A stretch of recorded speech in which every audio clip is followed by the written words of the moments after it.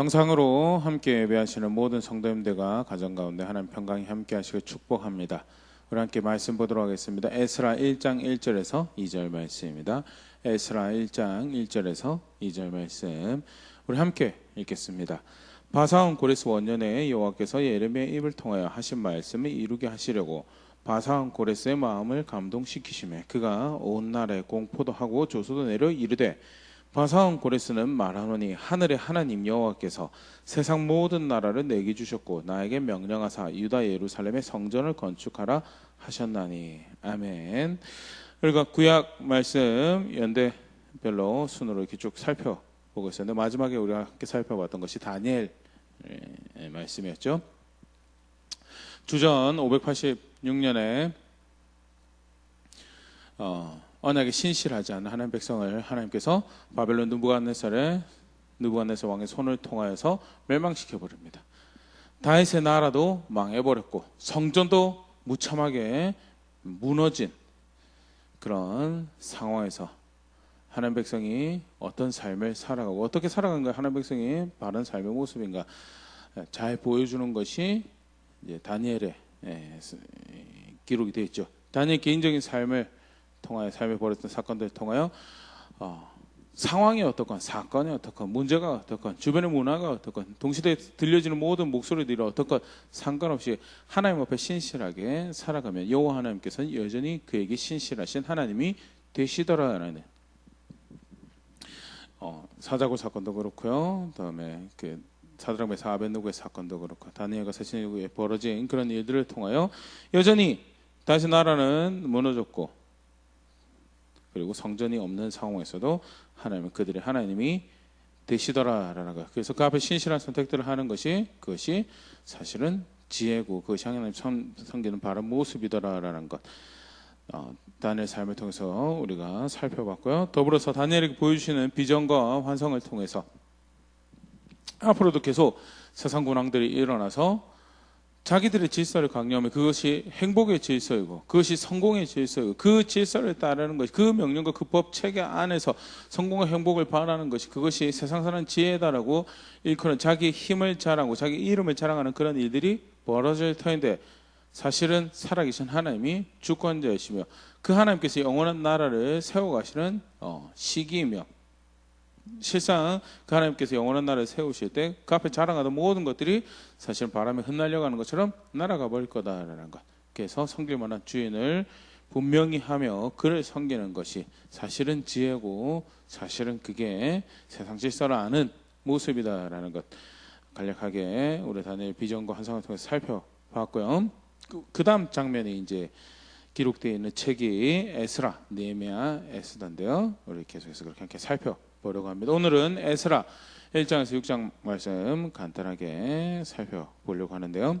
오늘 우리가 1장 1절 말씀 읽은 것처럼요. 페르시아 왕 고레스의 명령을 통하여 이스라엘 백성들이 이제 포로에서 돌아오게 됩니다.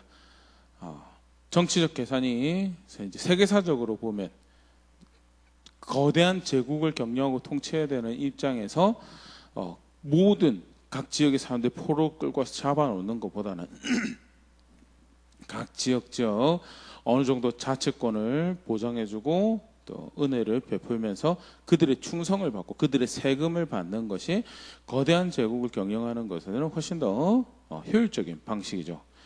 그래서 요즘에 그 일환으로 고레스가 유대인들에게 은혜를 베풀고 돌아가서 심지어 성전까지 세우라는 그런 명령도 내려서 포로들이 돌아갈 수 있도록 하고요. 1차 귀환이 이제 발생을 합니다. 에스라 1장 8절을 보면요, 유다 총독 세스바살이라는 사람이 이제 총독으로 부임을 하게 되면서 이제 유대인들 중에서는 스룹바벨 또는 여호사 같은 이제 리더, 중요한 인물들이 이제 인도자가 되어서 1차 귀환이 이루어지죠.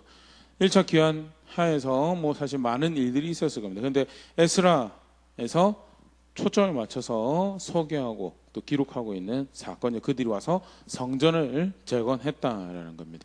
스가랴 3장 8절 보면 예루살렘에 있는 하나님의 성전에 이른 지 2년 둘째 달에 스알델의 아들 스룹바벨과 요사닥의 아들 예수아와 다른 형제 제사장들과 레위 사람들과 무릇 사로잡혔다가 예루살렘에 돌아온 자들이 공사를 시작하고 20세 이상의 레위 사람들을 세워 여호와의 성전 공사를 감독하게 하매 그들이 돌아와서 성전을 건축하 재건하였다라는 것이 이제 사실 에스라 1장 1절에서 6절 이제 그 주요 내용인데요. 그냥 돌아와서 성전을 짓는 것도 사실 참 쉬운 일이 아닐 겁니다. 사실 이제 1차 포로 귀환이 있었던 해가 이제 학자 추정으로 539년, 538년 경이라고 이야기를 하고요. 그로부터 약 70년 전 605년 경에 사실 1차 포로가 발생하죠. 그래서 1차 포로가 발생한 지 이제 약 70년 만에 이제 돌아오게 되는 건데요. 그 70년 동안에 사실은 팔레스타인 땅에는 계속 전쟁이 있었고요. 전쟁이 있고 난 다음 멸망당하고 난 다음에는 주권을 잃어버린 땅으로 제대로 경작하고 부를 만들어내는 그런 것들이 이제 그 전에 비하면 확실히 적은 상태였고요. 성전을 짓기에 필요한 안정적인 정세라든지 부라든지 이런 것들이 모두 다 결핍되어 있는 그런 상황이라서 그냥 성전을 재건한다고 하여도 사실 호락호락한 일이 아니죠. 그런데 거기에 이제 에스라서 보면요 방해가 이제 존재를 하였습니다. 에스라 4장 2절에 4절 말씀 보면요 그 땅 백성이라는 사람들이 찾아옵니다. 그 땅 백성들이 찾아와서 2절에 스룹바벨과 족장들에게 나와 이르되 우리도 너희와 함께 건축하게 하라. 우리도 너희 같이 너희 하나님을 찾노라.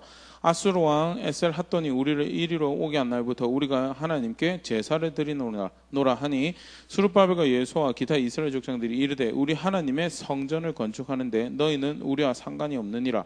바사온 고레스가 우리에게 명령하신 대로 우리가 이스라엘 하나님 여호와를 위하여 홀로 건축하리라 하였더니 이로부터 그 땅 백성이 유다 백성의 손을 약하게 하여 그 건축을 방해하되 그 땅 백성이라고 일컬어지는 사람들이 있습니다. 그러니까 포로로 끌려간 사람들 와서 돌아온 사람들 말고 그 땅에 그 전에 유대인을 포함하지만 여기서 특별히 그 땅 백성들이라고 칭해지는 사람은요 4장 2절에 표현되어 있는데 아수르 왕이 보낸 사람이라고요. 아수르 왕이 그 전에 이제 북이스라엘 멸망하고도 그렇고요.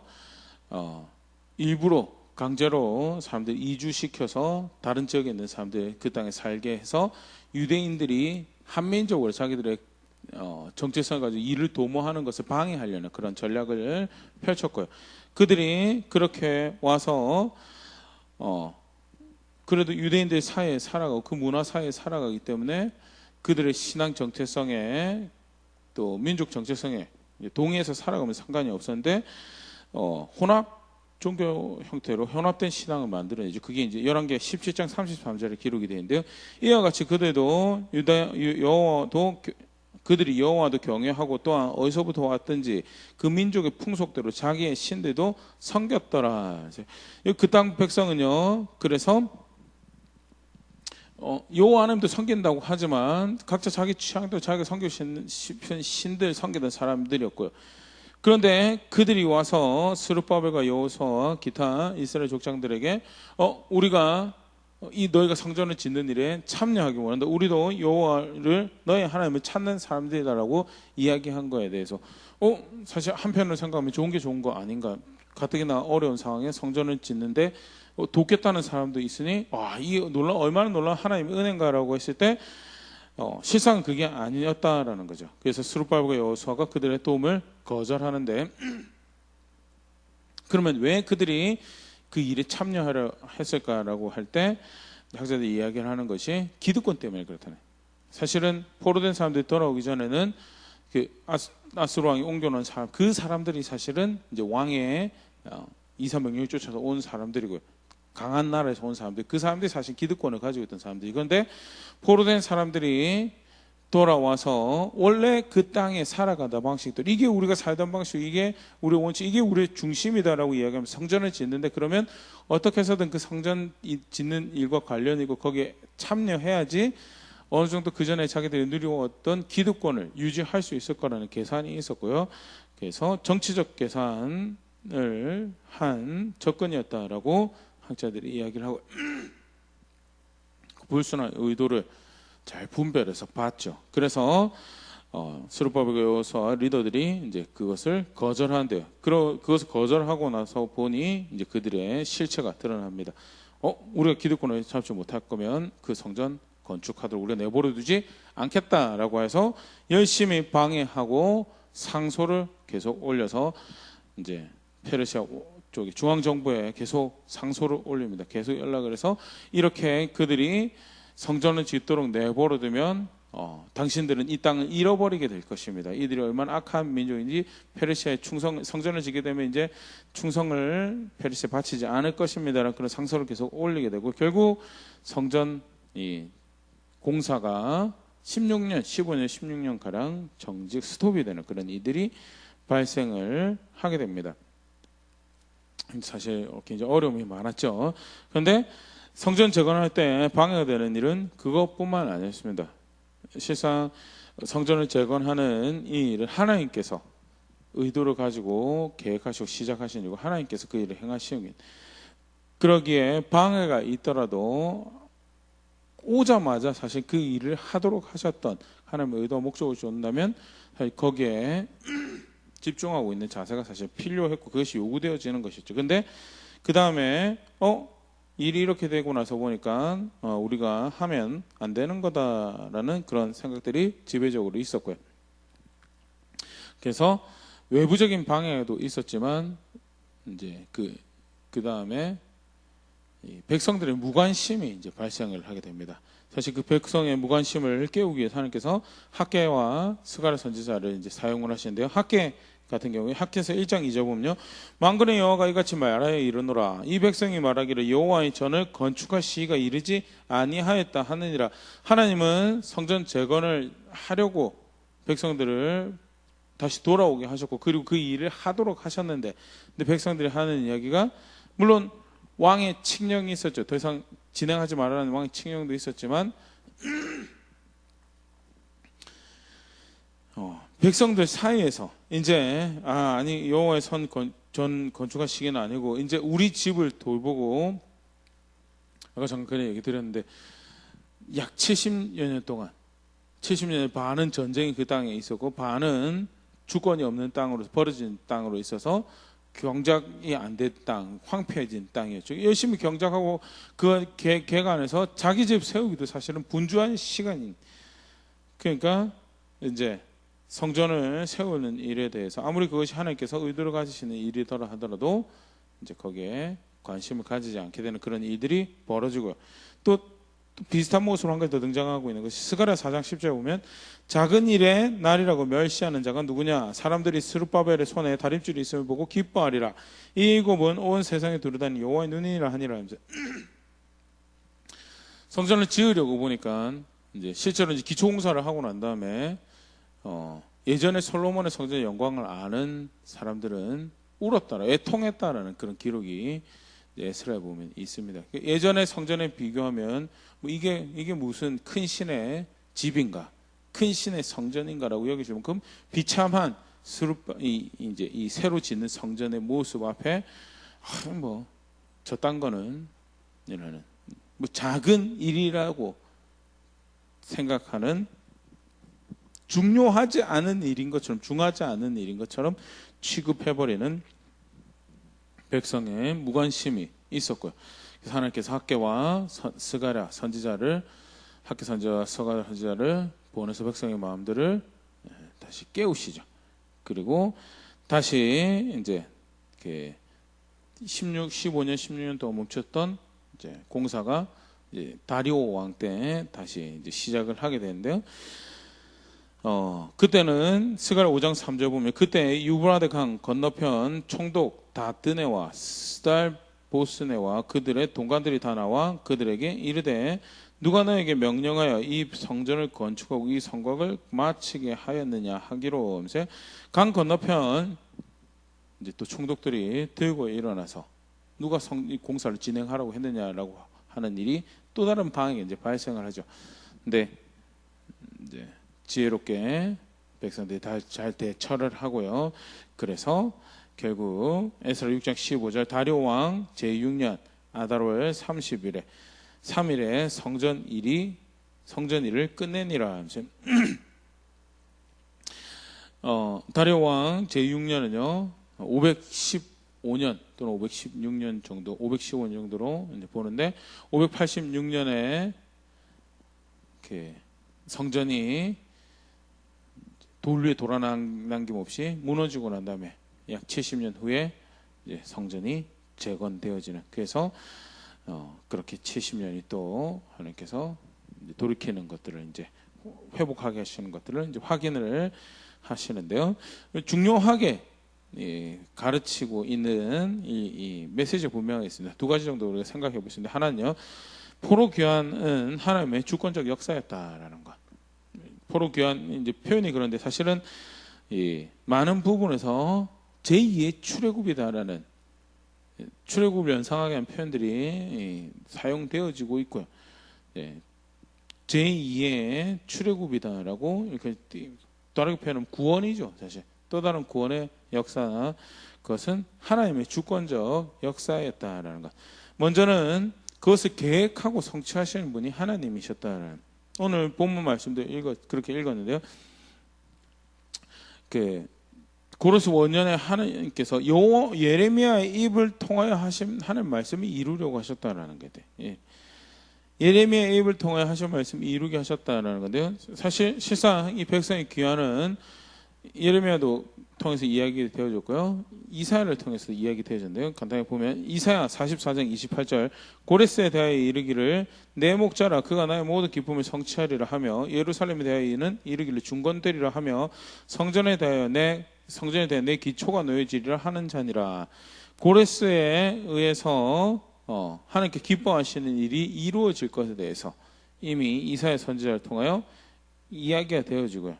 구체적인 내용이 예루살렘이 중건될 것에 대해서, 그 일이 시작될 것에 대해서, 고레스를 통해서 그 일을 하실 것에 대해서 이미 이 일이 일어나기 약 150년 전에 이사야 선지자에서 나는 이런 계획을 가지고 있고 내가 이렇게 성취할 것이다라고 말씀을 실제로 그렇게 하셨다는, 철저히 그래서 이 포로가 귀환되는 사건, 새롭게 백성을 구원하시는 이 사건은 하나님의 주권적 역사였다라는,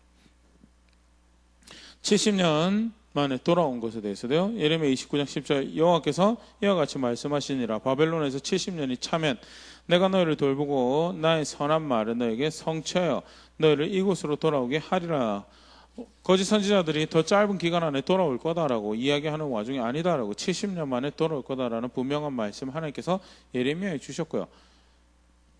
짧은 기간 안에 돌아올 것이라는 말이 훨씬 더 매력적이죠. 은혜롭죠. 백성들이 아멘 아멘 하고 받아들이며 너는 가짜 선지자다, 오히려 정작 여호와의 말씀을 70년 만에 돌아올 것이다라고 이야기하고 있는 예레미야를 거짓 선지자라고 몰아붙이는 그런 상황이지만, 하나님께서 70년 만에 돌아오게 할 것에 대해서 정직하게 전했던 예레미야에게 그렇게 하나님의 계획을 알려주셨고요.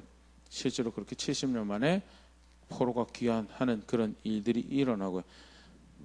이 일을 누가 계획하고 성취하셨는가? 고레스가 갑자기 마음이 좋아져가지고 그렇게 했네. 경영 방침이 달라져서, 또는 국제적 정세가 그래서 그렇게, 하나님이 그 일을 계획하시고 성취하셨다라는 것. 또 그런 모습을 또 하나 더 보일 수 있는 게요, 스가랴 1장 7절에 고레스 왕이 또 여호와의 성전 그릇을 꺼내니 옛적에 느부갓네살이 예루살렘에서 옮겨다가 자기 신들의 신당에 두었던 것이라. 고레스 왕이 돌아가서 성전 지어라라고 돌아가서 성전 지어라고 하면서 뭐도 하냐면 느부갓네살이 탈취했던 성전 기물을 꺼내주는 그 일까지 합니다. 그런데 그냥 고레스 왕이 마음이 좋은 이스라엘에 대해서 호의를 가지고 있던 왕이었던 모양이구나라고 생각하기 쉬운데요. 예레미야 27장 22절 보면요, 그것들이 바벨론을 옮겨주고 내가 이것을 돌보는 날까지 거기에 있을 것이니라. 그 후에 내가 그것을 올려와 이곳에 그것들을 되돌리라. 여호와의 말씀. 성전 기물과 관련해서 예레미야 선지자가 이미 말씀하셨던 것이 있고요. 바벨론으로 가져갔다가 내가 돌아오게 할 것이다라는 것이 하나님 계획이었고요. 실제로 그것이 그렇게 벌어지면서 에스라 1장을 통해서 하나님이 이 모든 구원의 역사는 하나님이 주권적으로 행하신 일이다라는 것.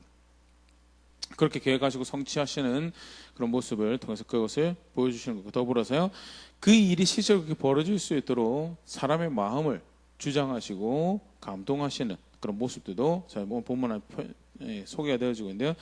에스라 1장 1절 바사온 고레스 원년에 여호와께서 예레미야 입을 통해 하신 말씀 이루게 하시려고 바사온 고레스의 마음을 감동시키심에, 하필 고레스 왕이 그때 그 마음을 먹도록 누가 그 일의 역사는 주체가 돼서 그 일을 행하시는가? 하나님께서 그 일을 하셨다는, 고레스 왕의 마음을 주장하셔서 백성을 구원하시는 그 일을 하셨다는, 단순히 고레스 왕의 마음을 감동하실 뿐만 아니라 백성의 마음을 또 감동하지. 이 스가랴 1장 5절에 이에 유다와 베냐민 족장들과 제사장들과 레위 사람들과 그 마음이 하나님께 감동을 받고 올라가서 예루살렘에 여호와의 성전을 건축하고자 한 자가 다 일어나니, 이미 70년 동안 바벨론에 눌러 앉아서 살았던 사람들은요, 이제 실제 그런 표현도 등장하는데 돌아가라고 하는데 돌아가지 않는 사람들도 있던 거에 대해서 등장을 합니다.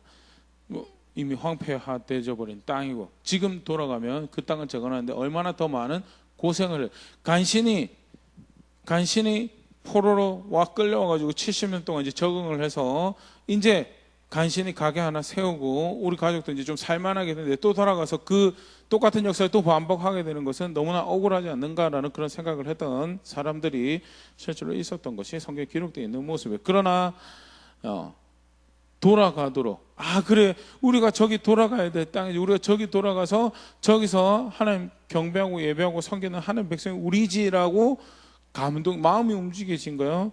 백성이 선한 마음, 백성이 그런 열망을 가지고 있었던 것, 하나님의 은혜였다라는 거예요. 그래서 하나님이 그들의 마음을 감동하시고 주장하셔서 그 일을 하셨다라는 것 뿐만 아니라 어떤 일이 또 기록이 되어 있냐면 스가랴 1장 6절에 그 사면 사람들이 은그릇과 금과 물품들과 짐승과 보물로 돕고 그 외에도 예물을 기쁘게 드렸더라 하면서, 이게 사실 이제 출애굽 장면이 연상이 되는 건데요. 이스라엘 백성들이 돌아간다고 했을 때 고레스만 성전 기물들을 돌려주는 것이 아니라 그 백성들 주변 사람들이 돌아가는 그들에게 금도 돕고 짐승, 보물, 예물, 금그릇, 물품들을 주어서 그것을 가지고 돌아가게 하는. 근데 출애굽 당시에 이집트 사람들에게서 은과 금과 물품들을 챙겨서 나오게 돼요. 결국 그 물건들이 성막을 나중에 짓는데 사용이 되게 되죠. 네, 그런 일이 이제 기록이 되는데요. 그 기쁘게 그 일을 했다라는 것. 물론 여기서 하나님 그들의 감동했다라는 그런 표현 등장하고 있지 않지만요. 사람들의 마음을 움직이시고 주장하신 분은 오직 하나님만 하실 수 있는 거고요. 하나님께서 그들의 마음을 움직여서 마음을 주장하셔서 이 구원의 역사가 하나님 목적하신 대로 이루어질 수 있도록 놀랍게 그렇게 은혜를 베푸시더라 하나.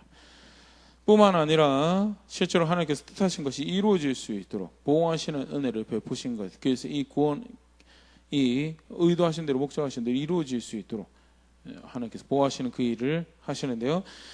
여러 가지 모습들 볼 수 있지만 크게 두 가지를 보면요. 하나님이 백성을 끄집어내는 것도 구원이지만 끄집어내서 실상 뭐 하시려고 하셨는가가 사실 에스라서에 보면 잘 묘사가 되어 있어요. 첫 장면 우리가 오늘 살펴본 끄집어내서 뭐 하시느냐, 성전 세우게 하셨다는. 성전이 뭔데? 하나님이 거기 계신다라는 거예요. 하나님 거기 계신다. 그래서 이 백성이 하나님과 함께하는 백성이다라는 것을 사실은 선언하는 이 상징적 장소, 건축물, 도구가 성전이죠. 그래서 무엇보다 사실은 돌아와서 성전을 짓고 또 짓도록 하셨다라는 것은 그 전에 사실은 잘못해서 쫓겨나고 포로로 끌려가서 그렇게 잊혀진 사람처럼 그렇게 살았던 그들을 하나님은 여전히 그들을 기억하고 하나님은 여전히 그들을 하나님의 백성 여기시기로 하셨다는 것을 보여주는 대표적인 장면인데, 그런데 그게 방해로, 외부적 방해로 또 백성들은 무관심으로 그게 더 이상 진행이 안 돼요. 그러면 이제 끄집어내셔서 구원하셔서 하나님 백성 삼으시려고 하셨던 하나님 계획이 하나님 뜻대로 이루어지지 않는 거죠. 그 일을 위해서 하나님께서 학개와 선지자를, 학개와 스가랴를 세우셔서 하나님 말씀을 전하게 하시죠. 실제로 그리고 그렇게 하나님께서 학개와 스가랴를 사용하셔서 말씀 주셨을 때 백성이 그 말씀을 쫓아서 움직입니다. 스가랴 5장 1절 선지자들 곧 선지자 학개와 이도의 손자 스가랴가 이스라엘 하나님의 이름으로 유다와 예루살렘에 거주하는 유다 사람들에게 예언하였더니 그 예언을 듣고 그 하나님 말씀의 사역을 그들이 듣고 움직여서 다시 이제 성전을 지으려고 이제 공사를 시작을 하죠. 근데 아까 잠깐 얘기 드린 것처럼 다시 방해하는 무리들이 강 건너편에 총독들이 들고 일어나죠. 누가 그거 그렇게 지으라고 하더냐라는 거에 대해서. 그때 성경에 이렇게 기록을 하고 있습니다. 고레스 왕이 그 전대 왕이 우리에게 칙령을 내린 것이고 너희가 정의 그러면 페르시아의 다리오 왕에게 서신해서 물어보자 확인하자라고 그렇게 해서 굉장히 지혜롭게 대답을 했는데 그 장면에 뭐라고 표현을 하고 이 스가랴 5장 5절에 하나님이 유다 장로들을 돌보셨으므로 그들이 능히 공사를 막지 못하고 이 일을 다리오에게 아뢰고 그 답장이 오기를 기다렸더라. 하나님께서 유다의 장로들을 리더들을 보호하셔서 그렇게 지혜롭게 대답할 수 있도록 하셨고 하나님 보호하시는 가운데 이제 이 일이 그 당시에 주권을 가지고 있는 이제 다리오에게 넘어가죠. 다리오가 이제 서신을 받았는데 그런 내용들이 기록이 되어 있고 그러면 찾아봐라 문서를 찾아봐라라고 해서 고레스 왕의 칙령을 발견을 하게 되고요.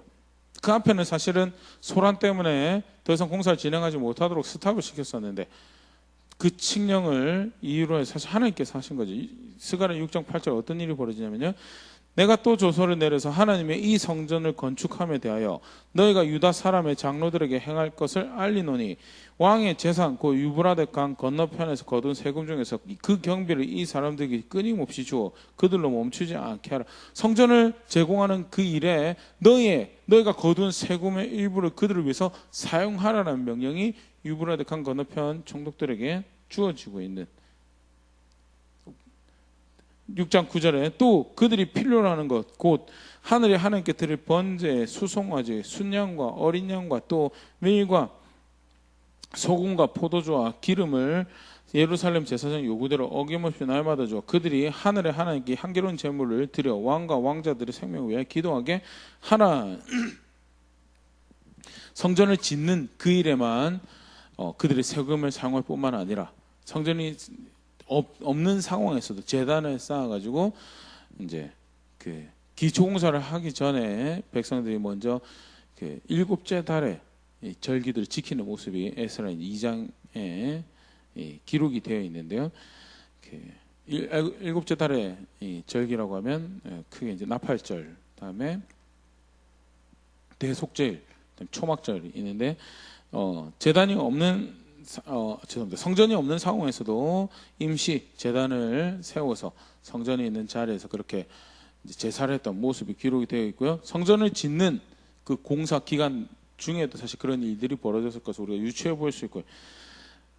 근데 그 재물을 그들이 필요한 재물을 유브라데 강 건너편 총독들이 부담하라고 내려지는 사실 굉장히 이렇게 전화위복과 같은 그런 유다 장로들이 지혜로워 가지고 그렇게 톱니 바퀴에 나사가 이렇게 서로 맞물려 들어간 것을 계산을 해가지고 이렇게 질문했더니 왕이 이것을 볼 것이고 그들이 이렇게 해가지고 전략적으로 그렇게 움직여서 이런 일이 벌어졌다라고 성경 그렇게 이야기하고 있지 않습니다. 스가랴 에스라 5장 5절 다시 아까 봤었는데 하나님이 유다 장로들을 하나님 백성을 돌보시고 기억하시고 그래서 하나님께서 이 일을 행하시고 오히려 원수로 대적하는 자들로 수치를 당하게 하시고 하나님이 이 일을 기뻐하고 계신 백성들에게 나타내시고 무엇보다도 이 사건은요 구원하시는 이 일이 하나님께서 다시 하나님 백성들을 세우시고 이 백성이 내 백성이다라고 이야기하는 그 사역이 누구의 손에 의해서 지금 움직여지고 있는가를 보여주고 있는, 하나님이 그 일의 주권자고 하나님이 이 역사를 계획하시고 성취하시는 분이신 것에 대해서 보여주는, 하나님의 구원하시는 일은 하나님의 일이다라는 것을 다시 한 번 더 분명히 보여주시는 그런 말씀이고요. 더불어서 우리가 또 한 가지 오늘 내용에서 또 같이 기억하고 싶은 게 있는데, 그게 뭐냐면 굳이 돌아와서 여러 가지 일들이 벌어졌을 텐데 에스라를 통해서 중점적으로 사실 하나님께서 내가 이 일을 했다라고 보여주신 게 뭐냐면 성전을 재건했다는. 근데 성전이 가지는 의미가 뭔가라고 했을 때, 근데 사실 구원하시는 하나님이 그 구원을 통해서 하시려는 일을 이제 보일 수 있는 대표적인 모습이죠. 성전의 프로토타입이죠. 성막을 하나님께서 만들 것을 모세에게 말씀하시면서 그 와중에 무엇을 이야기하시냐면 29장 출애굽기 29장 45절 46절에 내가 이스라엘 자손 중에 거하여 그들의 하나님이 되리니 그들은 내가 그들의 하나님 여호와로서 그들 중에 거하려고 그들을 애굽 땅에서 인도해낸 줄 알리라. 나는 그들의 하나님 여호와이니라 하면서 건져내어서 성막을 짓는 것은, 구원하여 내셔서 성막을 짓는 것은 이게 바로 그들의 하나님 된다는 것을 보여주는 것이고, 그 성막이 의미하는 것은 하나님이 그들과 함께하고 있다. 그러면 구원하셔서 뭐 하시려고, 함께하는 백성 만들려고 지금 하신 게 구원의 목적이고, 구원하셔서 어디로 끌고 가고 있느냐, 함께하는 백성 될 수 있도록 끌고, 그 대표적인 기물로 당시에 가르치던 그 성막을 만들도록 하셨다라는 이러한 그 모습을 하나 더 볼 수 있는 게, 성전을 솔로몬 왕이 성전을 짓고 난 다음에 봉헌식 하는 와중에 이제 하나님께서 솔로몬 왕이 주셨던 약속 중에 하나가 성전과 관련해서요.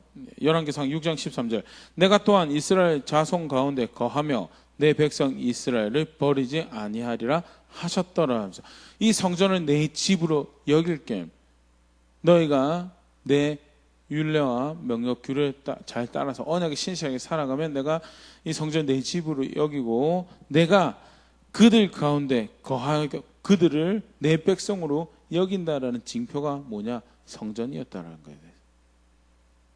돌아와서 성전을 다시 짓게 하였다라는 것은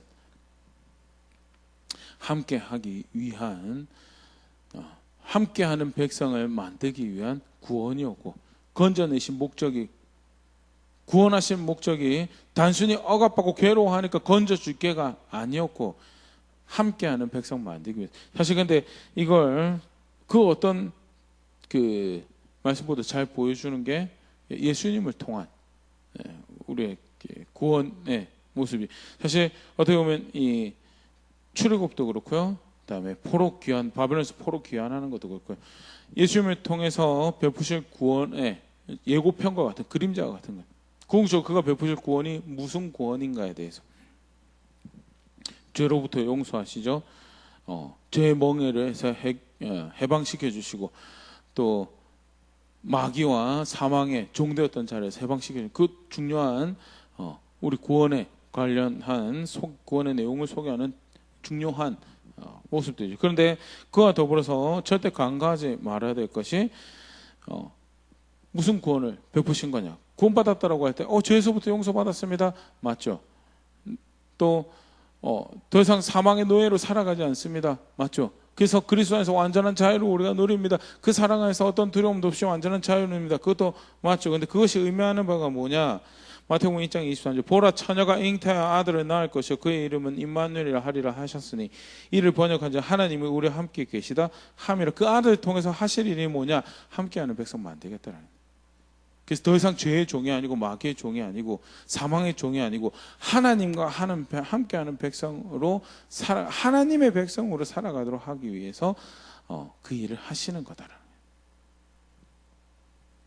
실제로 그 일이 성취되고 난 다음에 하나님 백성을 뭐라고 부르죠? 하나님 백성을 성전이라고 그래서 하나님이 거하시는 것. 고린도서 6장 16절 하나님의 성전과 우상이 어찌 일치가 되려 우리는 살아계신 하나님의 성전이라.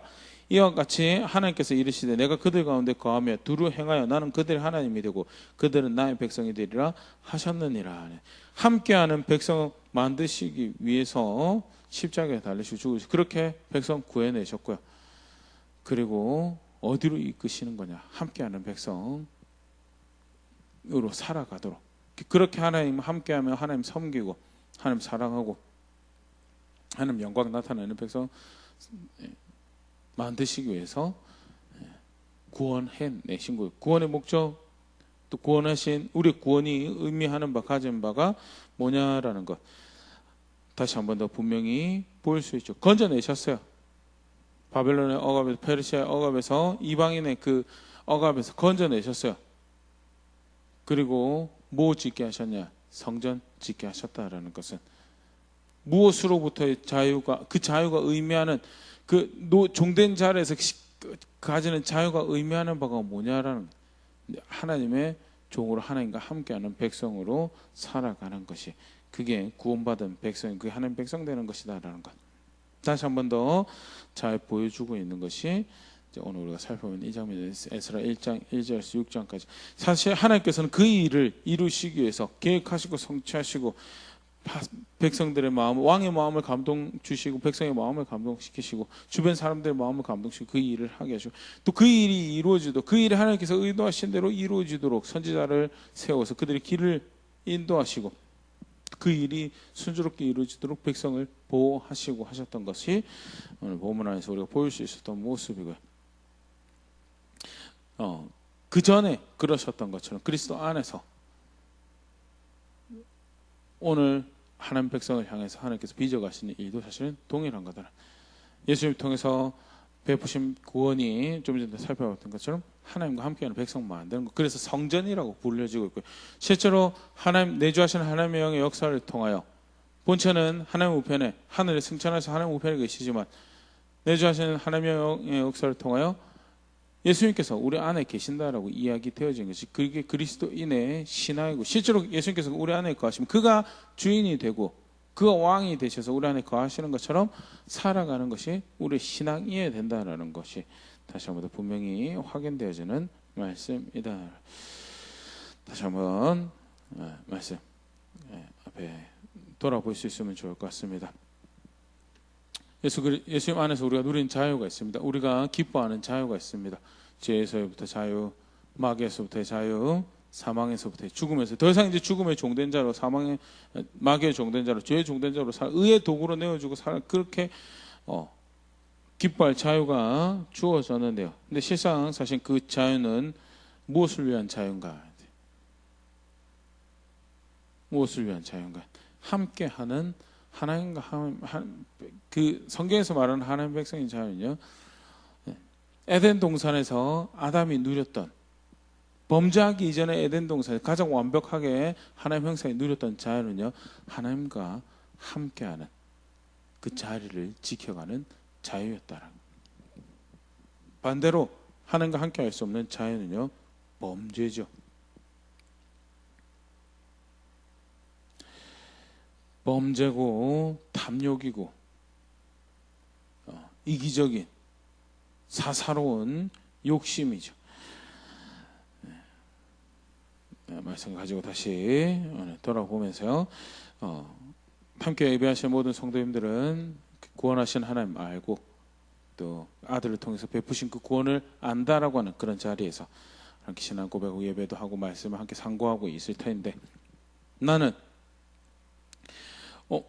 무슨 구원을, 어떤 구원을 어떻게 알고 있는가에 대해서,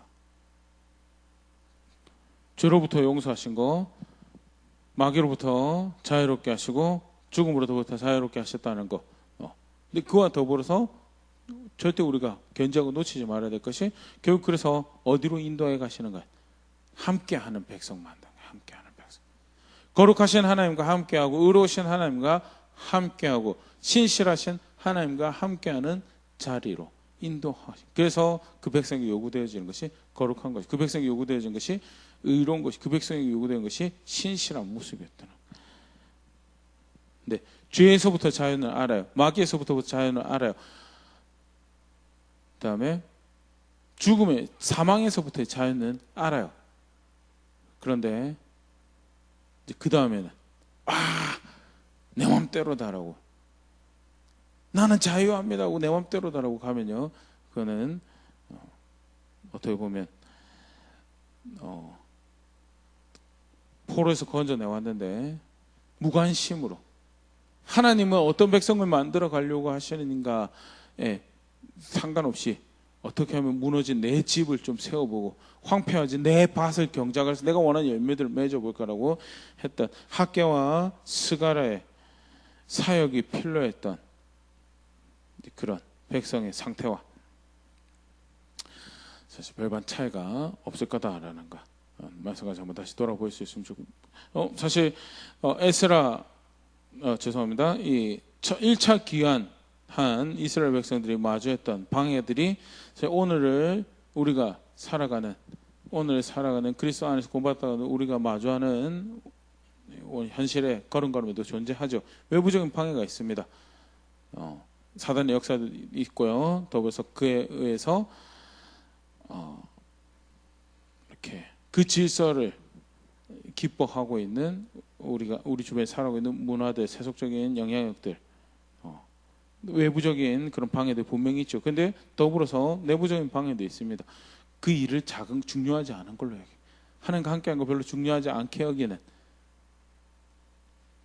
함께하는 백성이 되는 걸 작은 일로 여기고 아직 그럴 시기가 아닙니다. 저는 아직 다른 재미가, 더 다른 중요한 것이, 더 다른 성공이, 다른 행복이 있습니다라는 그런 자세가 사실은 이제 여러 서신서에서 교회들의 문제를, 성도들의 문제 지적되고 있는 모습들이죠.